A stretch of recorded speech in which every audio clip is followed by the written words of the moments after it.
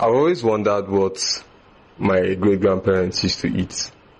What we used to eat in this country in like the 1800s. I've seen people have a problem with how restricted our diet seems to be in this country. We eat rice, beans, yam, spaghetti and indomie, gari, or swallow with some soups, and that's it. I did some research to answer that question as to what we used to eat before, in the 1800s and the times before that, in Nigeria. And what I found was that the diet differed according to the region. Like in the north, they used to eat maize, millet, rice, things like that. Even granuts, those are things that predominantly they used to farm there. So the diet was based on what they used to farm in those regions. And in places like the South, there was plantains and bananas and, stuff like that. And that's what they predominantly ate. So they just ate traditional food that they used to farm. And if you do some research, you will see that statistically, people who were born in the 1800s in Nigeria lived longer lives. Not too many people were dying in their 50s and 60s in those days. It is in recent times that you see a lot of people, mortality rate has increased and the life expectancy has come down to like 70 for men and 80 for women in Nigeria. It is what we eat that is causing this thing. The body is a machine. Just like any machine that has different parts that perform different functions, your body is a machine that helps you achieve the things that your mind wants to achieve. And it has different parts to it, and it has different functions that those parts have. And what you put in your body is the fuel you use to enhance and to give life and energy to those different parts. And if you don't watch what you eat, then you don't even know what kind of fuel you are giving your body, what kind of fuel you are giving your machine. I started being curious about what food we eat and what they do to your body. I had spoken in a different episode that was only on audio, so you can only see that on Spotify or Apple Podcasts or any of the audio podcast platforms that you use, where I said the single most damaging thing that we consume on a large scale in this country is sugar. And a lot of people do it excessively. Sugar obviously has some advantages like the energy that it gives you. It should be consumed in very controlled quantities. So the amount of glucose and sugar you're putting in your body is exceeding what your body needs. To even pay attention to that. There are certain foods you can consume that have intentional jobs in your body. For example, fruits.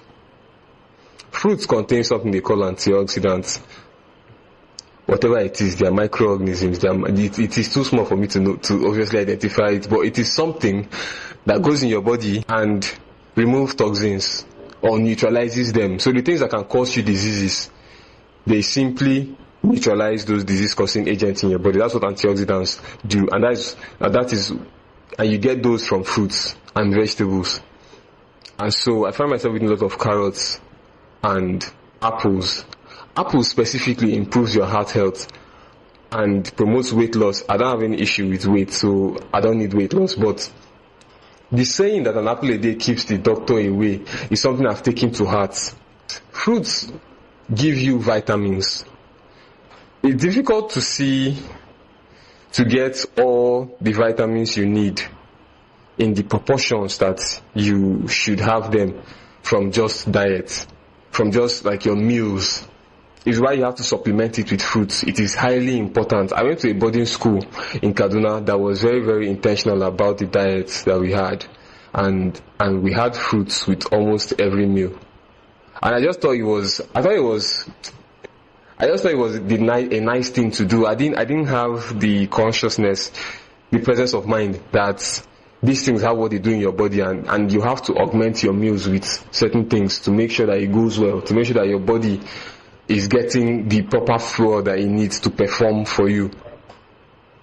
And as young people, it is until old age a lot of people even realize that their bodies are the machines for their mind.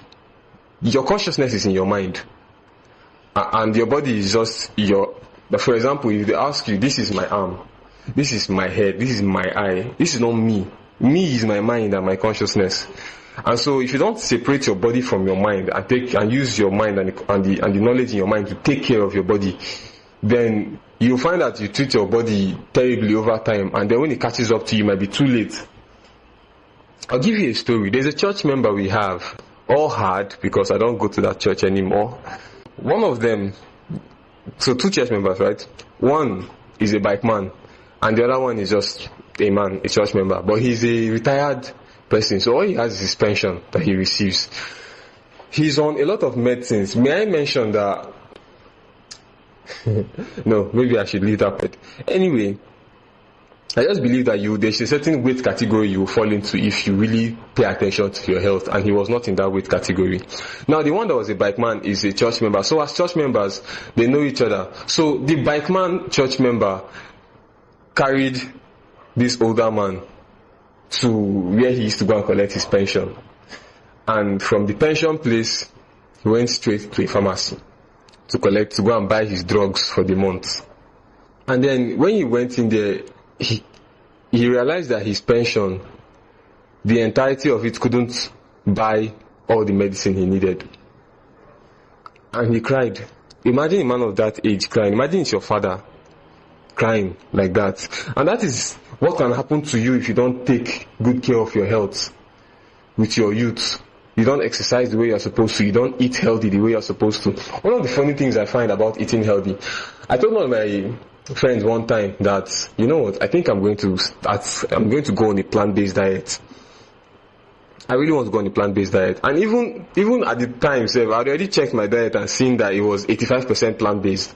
But the response I got was that, you get money, or you just want to wasting money on things. And I think everybody's priority is different. But the things that you think are luxuries are not luxuries. Luxury does not have plural. I don't think it does. The thing that you think is luxury is not luxury a lot of the time. If you think about it, when you're taking care of, I'm taking care of the 60-year-old Coke boy. These foods give you these things, and it is beneficial that you take them into your body whenever you can. Don't pass up on the opportunity to buy a carrot for 200 when you see it passing. Because when next will you see, you can't go to ShopRite, let me not say ShopRite, but you can't go to your local store and buy a carrot off the shelf, you know. Anyway, there is something I heard of, and I have not done the proper research to confirm or deny it, but it was the person that I heard it from claimed that it was researched. Now, according to them, there is something they call glycation. You know how when you have raw meats, like for example a full turkey or a full chicken, and you put it in the oven, and from that pink color it begins to brown slowly. Even your cake, from the color of that, raw this thing, it begins to brown and slowly cook until it's dark brown. There's a process they call glycation, and glycation is basically the cooking of your body on the inside. So if a child is born, if a baby is born, they are like that very raw meat. And from that moment, your body begins to glycate. So your body starts cooking. And there are things that hasten or speed up glycation that makes you cook faster. Anyway, that glycation process here, you keep glycating as you age, as you live. And then when your body is done glycating, you die. That's how it works. So that's why nobody lives forever. But there are things that can slow glycation and things that can speed up glycation. And it is glucose spikes that speed up glycation. Glucose spikes is obviously a spike in your glucose level based on what you eat and how you consume food. Now, according to this person, you can limit your glucose spikes by obviously eating only the glucose that your body needs. Another way which we recommend is to eat food in a particular order. For example, if you have a meal, start with your fruits and your vegetables first. So if you have, I don't have to explain this. If you have a meal, start with the fruit and vegetables first, and then eat the protein or whatever it is next, and then eat the carbohydrate or carbs or whatever last, or whatever has the glucose or the sugar or whatever last. So if you have spaghetti with some broccoli or cauliflower or some cabbage, and then eggs or meat, start with the cabbage or the cauliflower or the broccoli, and then eat the egg, and then eat the spag. That's how you should go. according to them.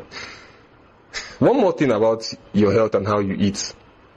A lot of people don't have, and it may be due to our daily routines, but we don't have a timetable for eating, like a window. And it's only recently that I've adopted this to have a window for eating, that I don't eat after 9 p.m. and I don't eat before 8 a.m. And so that you can have a window where you eat, and then you can now give your body a long time to rest. In our desire to make our message easier to reach and digest by the majority of our amazing audience, we have launched the Good Living website. You can find this at www.goodlivingpodcast.com. At this site, you have access to blog post versions of our episodes, links to the various platforms where you can find Good Living content in long form and short form format, and also merchandise for you, like this mug here, so that you can have a piece of good living in your home. You can find this at goodlivingpodcast.com or scan the QR code on your screen right now. Let's get back to the episode.